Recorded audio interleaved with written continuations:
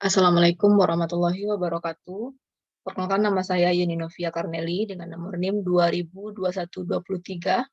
Pada kesempatan kali ini saya akan membahas materi pada mata kuliah pengantar kebijakan pendidikan, di mana materi yang akan saya bahas yaitu tentang model atau pendekatan pembuatan kebijakan, di mana mata kuliah ini diampu oleh dosen saya yaitu Ibu Profesor Dr. Nurhizah Gistituati MID dan Bapak Hadi Afriansah SPD MPD.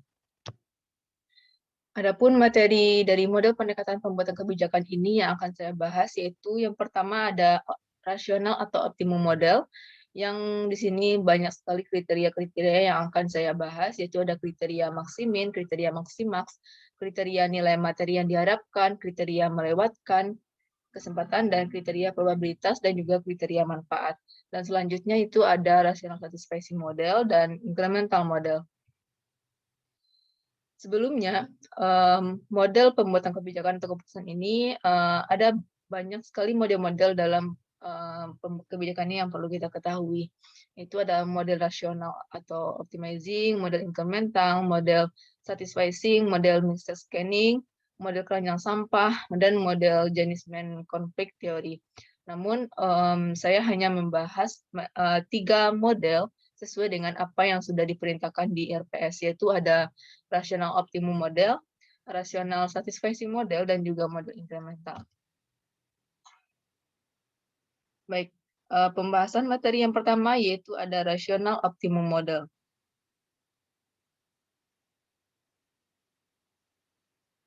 Nah, dalam buku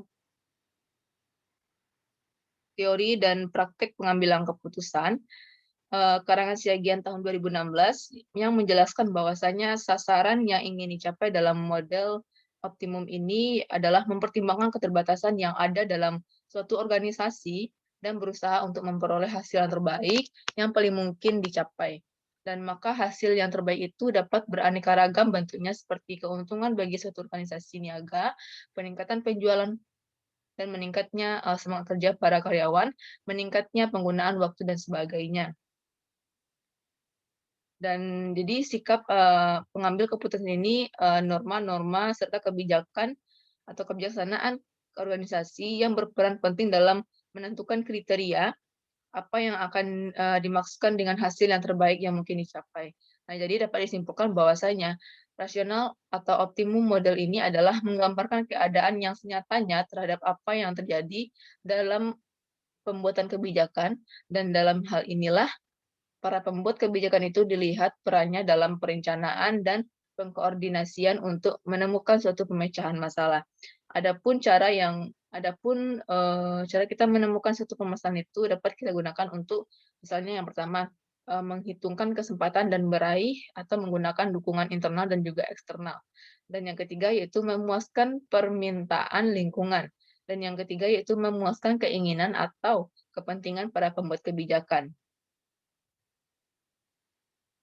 Selanjutnya, pada model ini tentunya memiliki kekurangan dan juga kelebihannya. Nah, sebelumnya saya akan menjelaskan apa sih kelebihan dari rasional atau optimum model ini. Yang pertama yaitu memfokuskan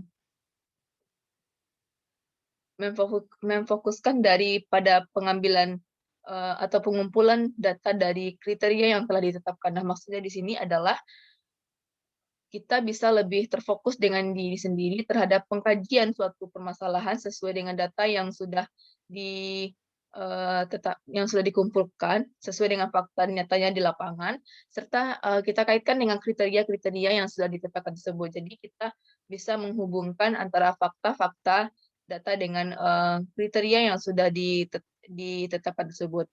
Dan kelebihan yang kedua yaitu dapat mengurangi subjektivitas, yaitu pengambilan keputusan berdasarkan opini seseorang.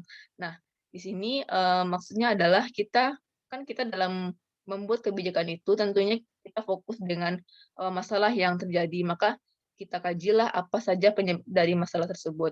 Nah, dari itu jika kita mengambil satu kebijakan uh, secara sendiri gitu, tanpa ada campur dengan ide-ide orang lain, atau tanpa ada campur tangan orang lain, maka, dapat dikatakan itu sebagai mengurangi subjektivitas dalam pengambilan keputusan gitu. Kelebihan yang ketiga yaitu efisien karena berdasarkan pemilihan alternatif terbaik. Maksudnya di sini adalah, karena tidak ada campur tangan dari orang lain atau opini-opini dari orang lain, apa yang kita putuskan itu lebih efisien gitu, dikatakan lebih maksimal lah gitu, karena tidak ada pendapat-pendapat lain yang ikut campur dalam, permasalahan ini gitu.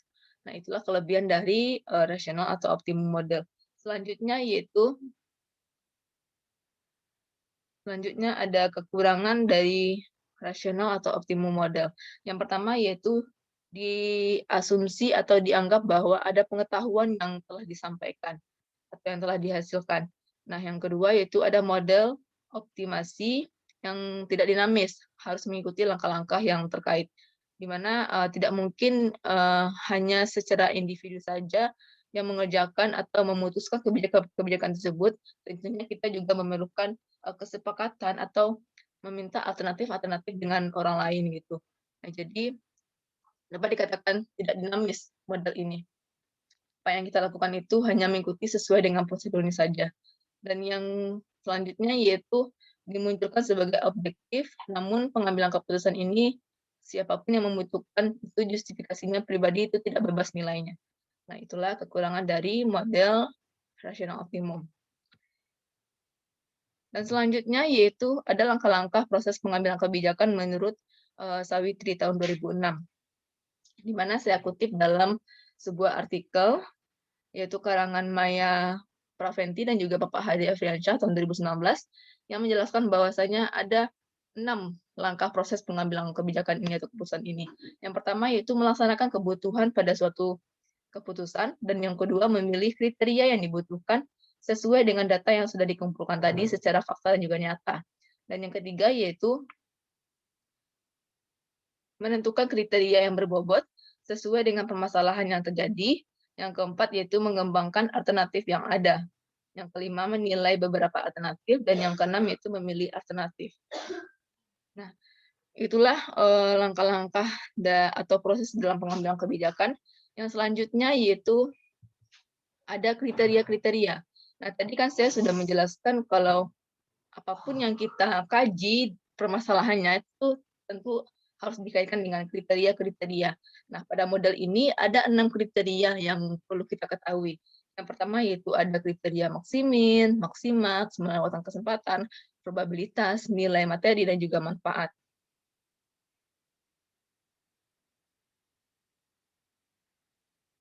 Untuk kriteria yang pertama yaitu kriteria maksimin. Nah, dalam buku teori dan praktek pengambilan keputusan yang karangannya yaitu Siagian tahun 2016 menjelaskan bahwasanya kriteria maksimin ini didasarkan pada suatu asumsi yang sifatnya itu pesimistis. Dalam artian keputusan apapun yang diambil, maka hasil yang akan dicapai itu adalah hasil yang paling minimum. Dan asumsi yang seperti ini diusahakan agar hasil yang diperoleh itu merupakan hasil yang maksimum.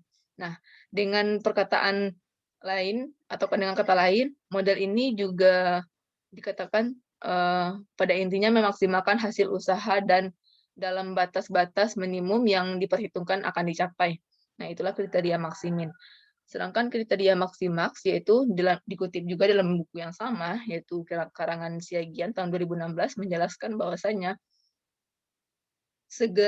model ini maksudnya dengan segera mudah terlihat bahwa model ini bertolak belakang dengan model maksimin. Karena model ini didasarkan pada asumsi yang optimistik yang menyatakan bahwa keputusan yang diambil akan mendatangkan hasil yang maksimum. Nah, dalam prakteknya, apa yang kemudian terjadi adalah lebih memaksimalkan usaha agar hasil yang diperoleh betul-betul semaksimal mungkin, dan hasil yang maksimum itu tentu saja menguntungkan bagi organisasi, lembaga, ataupun bagian-bagian kantor lainnya. Dan yang ketiga yaitu ada kriteria kesempatan. Nah, kriteria melewatkan kesempatan ini maksudnya adalah di mana model rasional atau model optimum ini bertitik tolak dari pandangan bahwa merupakan hal yang alamiah Apabila para pengambilan keputusan itu berpikir dan bertindak dalam kerangka yang dilewatkannya, peluang-peluang tertentu apabila melewatkan peluang itu, maka akan mengakibatkan tersedianya peluang yang lebih besar demi eh, meraih keuntungan yang lebih besar pula gitu maksudnya. Itulah kriteria yang melewatkan kesempatan. Sedangkan kriteria probabilitas. Nah, kriteria probabilitas ini mengatakan bahwa model ini dalam pengambilan keputusan itu harus menggunakan kriteria yang kemungkinan diperoleh dari hasil sebagai dasar untuk menjatuhkan pilihan.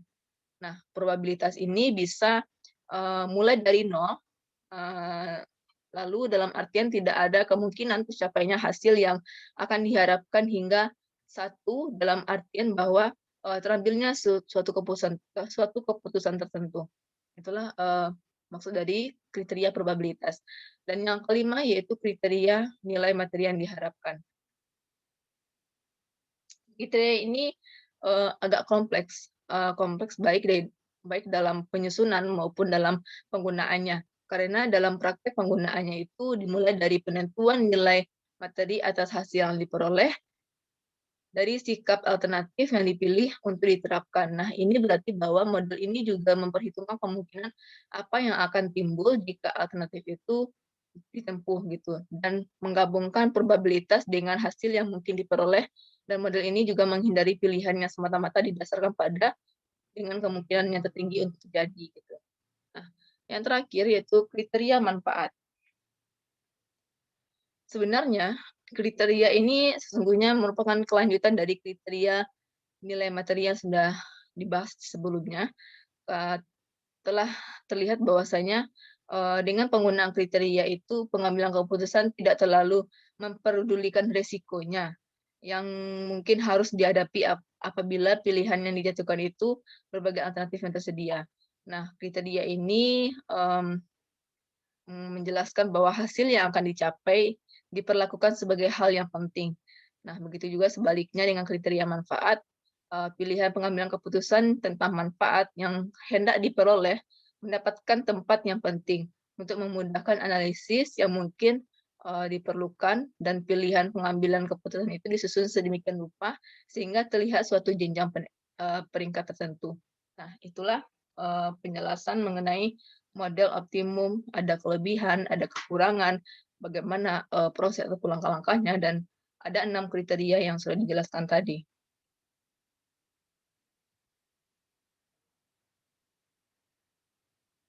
Oke. Yang selanjutnya yaitu ada model atau rational satisfaction model, di mana kenapa model ini disebut dengan model satisficing? Karena ide pokok dari model satisficing ini adalah bahwa usaha yang ditunjukkan pada apa yang mungkin dilakukan, baik itu sekarang ataupun di sini, dan bukan pada sesuatu yang mungkin optimal tetapi tidak realistis, dan oleh karena itu tidak mungkin dicapai gitu. Nah, jadi dapat dikatakan bahwasanya satisficing ini adalah strategi pengambilan keputusan yang bertujuan untuk hasil yang memuaskan atau memadai daripada solusi yang optimal, alih-alih mengerahkan tenaga semaksimal mungkin untuk mencapai hasil yang ideal dan memuaskan, yang berfokus pada upaya pragmatis ketika dihadapkan dengan tugas. Hal ini juga karena tujuan untuk solusi optimal mungkin memerlukan pengeluaran waktu, energi, dan juga sumber daya yang tidak perlu.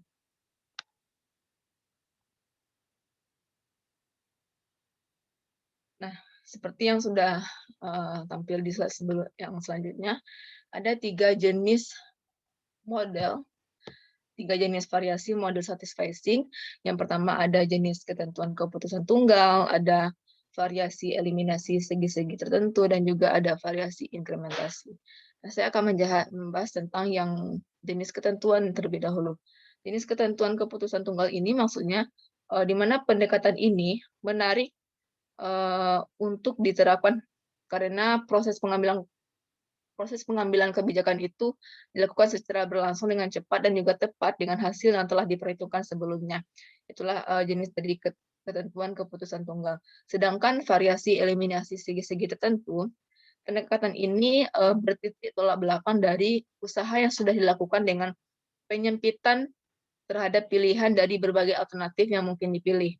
Dan yang ketiga yaitu ada variasi implementasi, di mana pendekatan ini atau jenis dari model satisficing ini uh, merupakan pusat perhatian pada pengangguran yang berdampak dari berbagai kelemahan nyata, dan hal ini juga wajib dihadapi oleh suatu organisasi ataupun kelompok. Itulah penjelasan dari 3 jenis variasi model satisficing. Nah, selanjutnya, rational satisficing model ini juga memiliki 2 keyakinan. Yang pertama itu ketidakmampuan dalam pengambilan keputusan untuk menganalisis semua informasi, dan yang kedua yaitu tahap tertentu dalam proses kebijakan yang timbul berbagai beban yang tidak dapat dipikul dalam bentuk waktu, uang, tenaga, dan juga frustasi dalam usaha yang memperoleh informasi tambahan. Nah, kita lanjut pada materi terakhir, yaitu incremental model. Nah, sebenarnya model incremental ini disebut dengan model tambal sulam, di mana metode pengambilan kebijakan pada model ini memiliki konsep yang jauh berbeda dengan model rasional komprehensif yang menjabarkan masalah secara detail dan juga membutuhkan analisa yang cermat dan juga teliti. Maka dapat dikatakan bahwasanya incremental model ini adalah model penambahan yang berawal dari kritik terhadap model rasional komprehensif yang akhirnya melahirkan model penambahan atau incrementalisme. Dalam aplikasinya, bahwa ia berusaha menutupi kekurangan yang ada dalam model tersebut dengan jalan yang menghindari banyaknya masalah yang ditemui dalam model rasional komprehensif. Dan model ini juga bersifat deskriptif, yang artinya bahwa model ini menggambarkan secara aktual cara-cara yang dipakai para pejabat dalam membuat keputusan. Itu model incremental. Selanjutnya, tentunya tadi kan juga dijelaskan juga pada model sebelumnya, pada poin pertama juga ada kelemahan dan kelebihannya. Dan pada model incremental ini juga memiliki kelemahannya. Menurut Swirtini tahun 2009 yang mengatakan bahwasanya kelemahan dari model incremental ini adalah model ini hanya dapat diambil ketika masalah yang dihadapi pembuatan kebijakan publik yang merupakan suatu masalah rutin dan tidak dapat dilaksanakan untuk mengatasi masalah krisis. Itulah masalah ataupun kelemahan yang terdapat pada model incremental ini. Baik, mungkin sampai di sini penjelasan materi dari saya terkait dengan model ataupun pendekatan dalam pembuatan kebijakan. Nah, jika ada kesalahan dan penyampaian materi mungkin saya mohon maaf. Mohon maaf. Saya akhiri. Assalamualaikum warahmatullahi wabarakatuh.